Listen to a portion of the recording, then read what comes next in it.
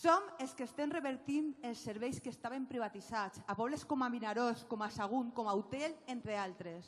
I no podem comprendre que el govern del Botànic a soles hagi revertit l'Hospital de la Ribera, que està molt bé, però queden 4 hospitals més i queden tots els serveis que estiguen privatitzats, perquè no ens enganyen. Els serveis que se gestionen públicament són més econòmiques, se gestionen millor i damunt no precaricen les relacions laborals. Fa falta que nosaltres estiguem al govern del Botànic per a dir-los a aquestes empreses que ja està bé de prenar-se les butxaques en els diners dels nostres serveis públics. Passem a la votació. Vots a favor d'aquest contracte. Abstencions. Vots en contra.